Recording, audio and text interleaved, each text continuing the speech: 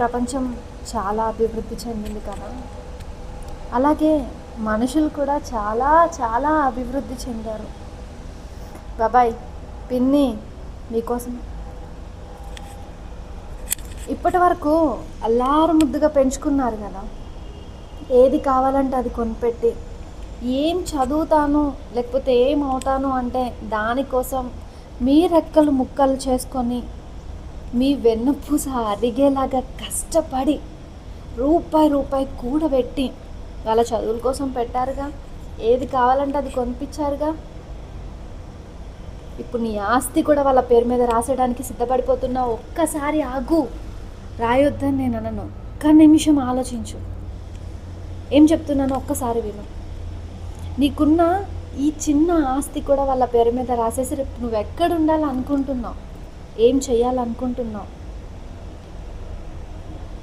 నీ చావు బతుకుల మధ్య ఉన్న పరిస్థితుల్లో నీ పిల్లలు నిన్ను వచ్చి చూసుకుంటారు అన్న గ్యారంటీ ఉందా? జస్ట్ నిన్న జరిగింది ఒక ఇన్సిడెంట్ హర్యానాలో, తెలుసు కదా. 3 పిల్లలు ఉన్నారు, ఒక్కరు కూడా చూసుకోలేకపోయారు, తీసుకెళ్ళిపోయి అనాథాశ్రమంలో వదిలేశారు. ఎంత సాకినాడు, ఎంతలాగా కష్టపడి వాళ్ళని పెంచాడు, పెళ్ళిళ్ళు చేసి పంపించాడు. బట్ రావడానికి కుదరలేదా? లేకపోతే ఏమొస్తాంలే, ఒక్కరోజు ఆఫీస్కి వెళ్ళకపోతే ఆ రోజు శాలరీ కట్ అయిపోద్దని ఆలోచించారా? దేనికోసం, ఎందుకు ఆగిపోయారు? నాన్న కడతేరితే ఆఖరి చూపు చూసుకోవడానికి కూడా రాని కూతుర్లేనా, కొడుకులేనా, వాళ్ళ కడుపున శత్రువులు పుట్టారనుకోవాలి. కాకపోతే ఏంటి ఇలాంటి దుస్థితి ఏంటి తల్లిదండ్రులకు? మీరేమో కష్టపడిపోయి రెయింబవల్లో కష్టపడిపోయి ఉన్నదంతా వాళ్ళ కోసం తారపోస్తుంటే, వాళ్ళు మాత్రం మా ఎడ్యుకేషన్ మాకుంది, మేము గొప్పగా బ్రతకాలి, మేము ఫారెన్ వెళ్ళిపోతాం, మేము ఇక్కడ ఉండలేం, మీరు ఉండండి, అట్లీస్ట్ నాన్న అమ్మ మీరు వస్తారా అని అడుగుతున్నారు ఎవరన్నా? మిమ్మల్ని వదిలేసి వాళ్ళ మా నాన్న వాళ్ళు చూసుకొని వాళ్ళ లైఫ్ని సెటిల్ చేసుకోవడానికి వాళ్ళు వెళ్ళిపోతున్నారు. ఇప్పుడు 6 నెలలకు ఒకసారో, సంవత్సరానికి ఒకసారో, లేదా 2-3 సంవత్సరాలకు ఒకసారో వచ్చి పోతున్నారు తప్ప, అది మీరు గుర్తుంటున్నారా వాళ్ళకు? వాళ్ళ బిజీ లైఫ్లో మిమ్మల్ని గుర్తు పెట్టుకునేంత టైం కూడా ఉంటుందని అనుకుంటున్నారా మీరు?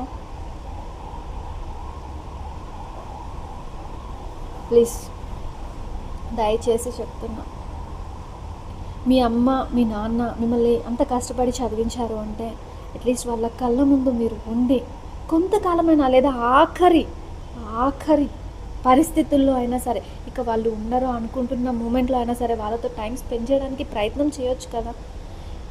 ఈ ప్రపంచంలో మనం ఒంటరిగా పుట్టాం, ఒంటరిగానే పోతాం, మనం ఇక్కడ నుంచి పట్టుకుపోయేదేం లేదు. మనం చదువుకున్న చదువు పట్టుకుపోలేం, ఇప్పుడు సంపాదిస్తున్న సంపాదన పట్టుకుపోలేం, ఏం తీసుకెళ్ళలేం. నీ ఆస్తులు, నీ నగలు, నీ డబ్బు, ఒక మనిషి ఇంకొక మనిషి మీద పెంచుకున్న అభిమానం, ప్రేమ, ఆప్యాయత, ఇవి మాత్రమే ఒక మనిషిని నిలబెట్టేది.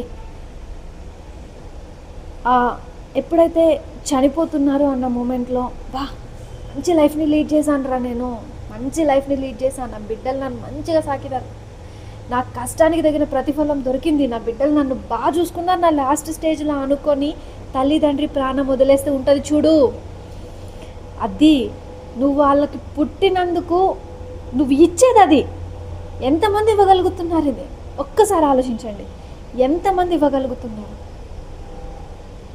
మన స్వార్థం మనం చూసుకొని వెళ్ళిపోవడం కాదు, ఆఖరి స్థితిలో ఉన్న వాళ్ళ కోసం అన్నీ వదిలేసుకొని రావడం గొప్ప, వాళ్ళ చేయి పట్టుకొని నేనున్నాను అని చెప్పడం గొప్ప. వీలు కుదిరితే అది చేయడానికి ప్రయత్నం చేద్దాం. బట్ ఇలాంటి పిల్లలు నిజంగా చనిపోయిన తర్వాత వాళ్ళ ఆత్మ కూడా శాంతించదు, ఎంత రోధిస్తుంది.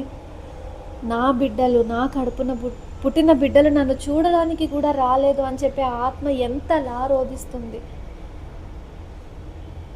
ఇంకా మానవత్వం చనిపోలేదనే అనుకుంటున్నా ఈ సమాజంలో.